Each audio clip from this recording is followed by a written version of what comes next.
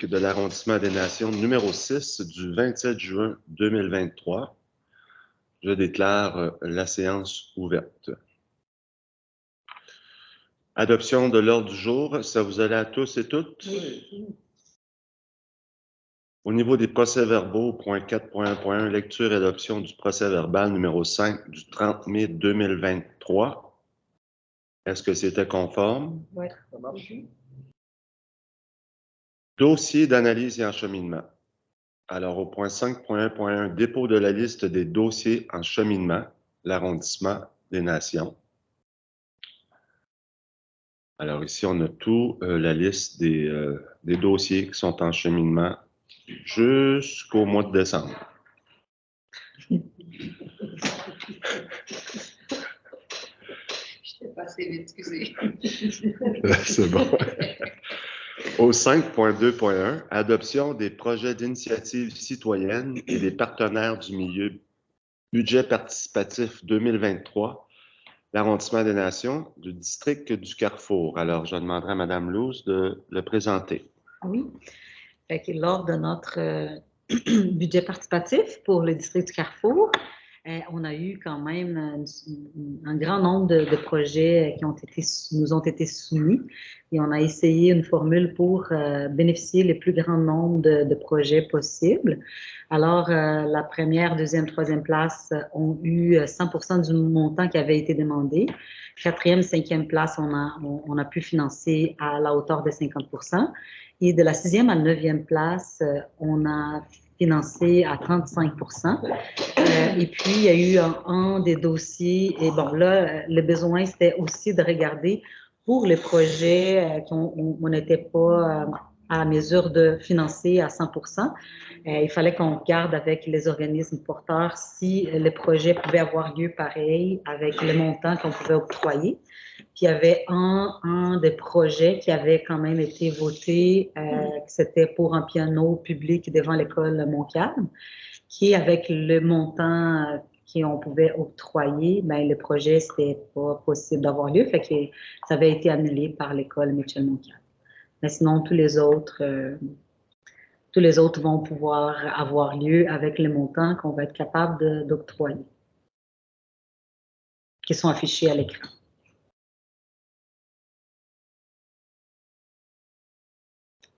Parfait. Merci, Mme Louz. 5.2.2, acquisition d'une affiche de bon voisinage pour le parc Édouard-Jean Desruisseaux, fonds dédié de l'arrondissement des Nations. Madame Laroche?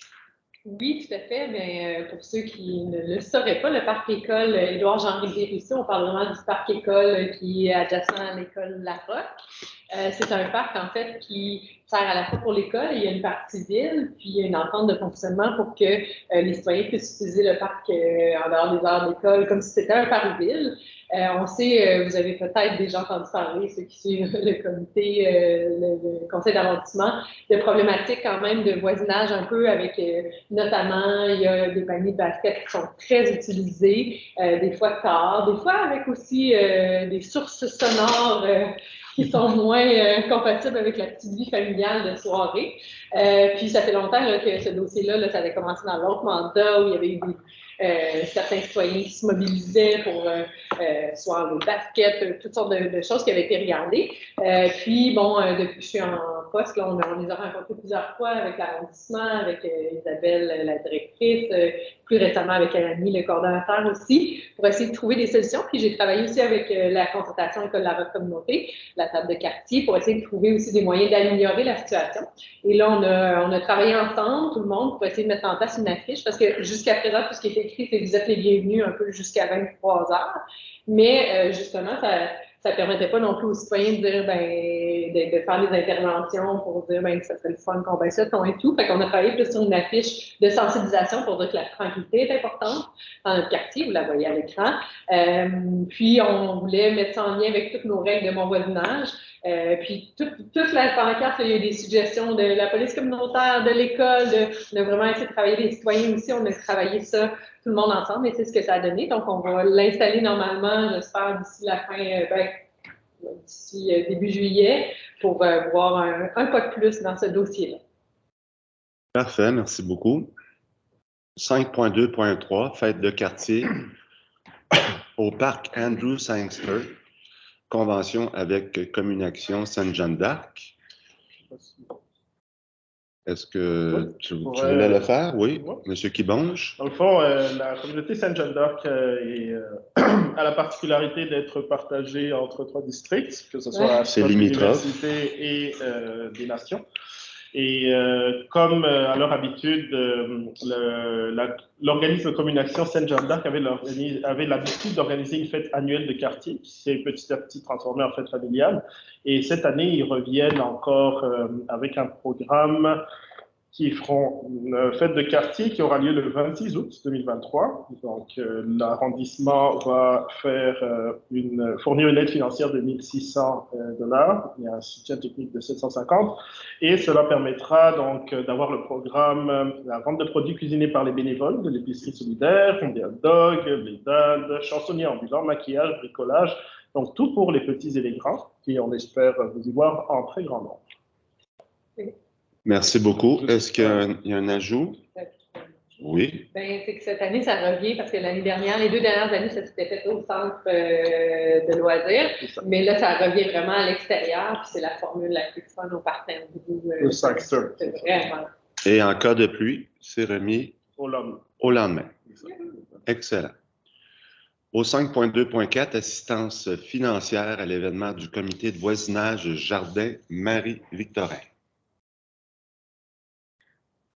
Quelqu'un veut dire quelque chose? Ça va? Ben, je peux parler un peu. En fait, c'est un comité citoyen du quartier de Marie-Victorin. Puis eux autres, ils sont en démarche justement pour dynamiser un peu ces parcs de quartier-là.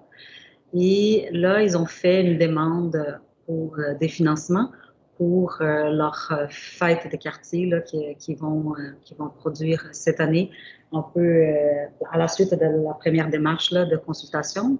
Les comités avaient fait un premier événement, puis c'était un événement on a profité pour consulter les voisins autour, à savoir comment on aimerait éventuellement animer et aussi aménager le parc Marie-Victorin. Puis là, cette année, ils veulent encore faire une fête de quartier. Ça avait été justement bonifié à travers le budget participatif. Ils ont aussi fait une demande supplémentaire pour ajouter des jeux d'eau gonflables, parce que c'était aussi un souhait des voisinages d'avoir des jeux d'eau. Ben, je pense que c'est un peu le souhait de quasiment tout le monde, puis on peut malheureusement pas ajouter des jeux d'eau dans tous les parcs. Fait qu'eux autres, ils sont venus avec l'idée, ben, au lieu d'installer quelque chose de fixe, est-ce qu'on pourrait éventuellement, à chaque été, faire une fête où on pouvait utiliser de l'eau de rafraîchissement? Fait que c'était un peu ça leur idée. Les financements, c'est à la hauteur de 1 100 $ qui vient du service SSCVC. Ouais, voilà. Au 5.3.1, dépôt des tableaux des rues locales en date du 14 juin 2023. Donc, c'est le dépôt des requêtes. Est-ce que M. El-Almi Mati, vous voudriez dire un petit mot? Aujourd'hui, on n'a pas de requête en circulation, ni pour priorisation, ni pour recommandation. Par contre, en date du 14 juin, on a mis à jour les tableaux de requêtes en cours dans la ville. Vous en envoyez. Juste un petit mot peut-être par rapport à la campagne de sensibilisation. On a eu 40 requêtes qui étaient visées par une campagne de sensibilisation en 2023. La dernière mise à jour qu'on a faite, on avait 36 trousses de sensibilisation qui ont été distribuées sur 40 pour un pourcentage de 90%. Très bien. Donc ça va super bien de ce côté. Par rapport à l'année passée? Comparativement à l'année passée. Oui, voilà. Madame, M. le Président. Oui, M. Deneau. En lien avec l'implantation et la simplicité du travail de M. Cette semaine, on a reçu beaucoup d'appels de gens qui se questionnaient pour l'interdiction de stationnement qu'on voyait en bordure de rue, qui affichait 10 mètres. Donc, parce que bien des fois, la signalisation arrive avant les volants.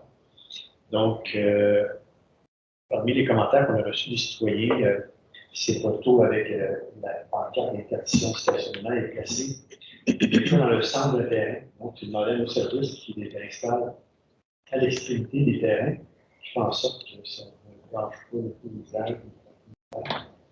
Puis aussi, la question qui est adressée, c'est compte tenu que les voleurs sont enlevés avant le début de l'hiver, est-ce qu'on va permettre de nouveau aux gens de pouvoir stationner dans les espaces que le stationnement a été contredit durant la présence des voleurs?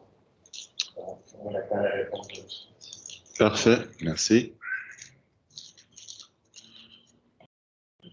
Au point 6.1.1, dépôt du tableau détaillé de l'état des dépenses du fonds dédié 2023 pour l'arrondissement des Nations. Alors, le tableau est à jour. Ça nous donne une idée de ce qui reste dans le fonds dédié pour l'arrondissement des Nations.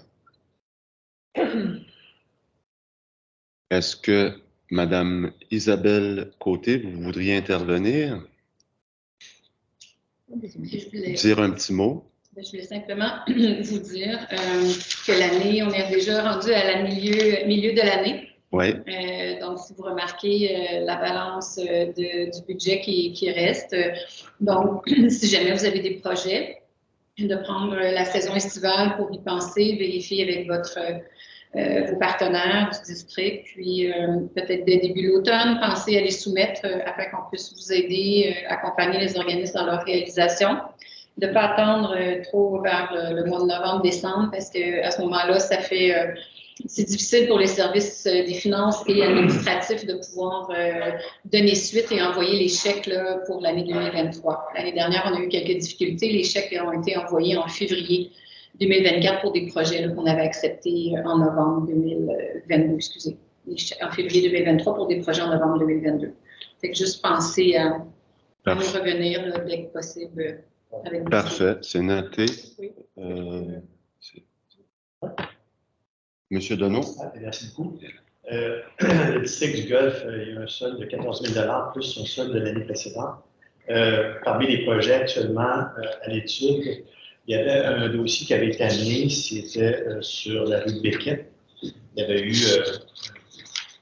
on a refait la rue à neuf et il y avait un niveau de verdure plus long, d'environ 20 000 mètres. Malheureusement, nos services n'avaient pas planifié planter des arbres. Donc, c'est parti d'un des projets. L'autre projet qu'on a aussi, c'est en lien avec deux écoles. L'école Brébeuf qui a été rencontrée, non, excusez-moi, l'école Carillon et l'école Hélène Boulay. L'école Carillon qui a été rencontrée avec moi et M. Henry pour un projet de classe extérieure. Et à Hélène Boulay, on est en attente de leur demande. Ils nous parlent, eux, de Préau qui pourraient installer, faire une classe extérieure couverte. Et aussi pour les activités parascolaires à l'extérieur. Et un dernier projet a été soumis pour analyse pour le bois Beckett. On sait qu'ils sont en train de faire l'analyse de l'achalandage. Et très surpris des résultats. On parle d'une journée de fin de semaine avec tout à fait 400 visiteurs par jour.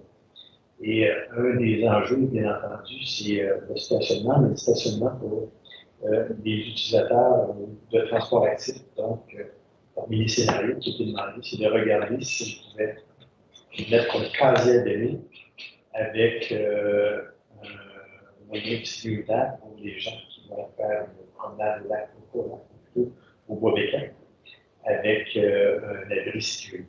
Ça fait partie des projets actuellement en analyse. Merci. Madame Laroche? Oui, bien, très rapidement, juste pour dire que j'en profite pour annoncer que mon budget participatif que j'ai mis en place l'année dernière va revenir cet automne. Donc, oui, il reste 14 000 $, mais il sera essentiellement la grande partie dédiée aux projets qui seront choisis par la population et soumis par la population et nos organismes. Merci. Prochain point, 6.2.1, au niveau des invitations, tournoi de golf, bénéfice de la Fondation Scout de l'Estrie. Alors, je demanderai à mes collègues de faire part de leur intention s'ils veulent participer ou pas auprès de la directrice de l'arrondissement. Au point 6.3.1, dépôt du calendrier des événements à venir pour l'arrondissement des Nations. Madame la directrice, si vous pouvez l'afficher, c'est toujours intéressant à voir. Alors, ça débute par le 27 juin, Vélo Sherbrooke qui organise la Coupe NV Cloutier, la qualif au parc du Mont-Bellevue, zone vélo de montagne. Au moment où l'on se parle, exactement. Et c'est la journée canadienne du multiculturalisme aujourd'hui. On dit le préau du parc Jacques-Cartier, mais c'est le kiosque, alors de 17h à 21h. Alors, on voit un peu à l'écran, là, les...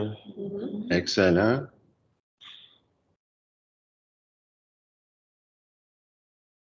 Donc, ça bouge dans notre arrondissement, comme vous pouvez le voir. On se rend jusqu'au 26 août avec ça, puis il va en avoir d'autres, j'ai l'impression, après ça. Ça se peut-tu?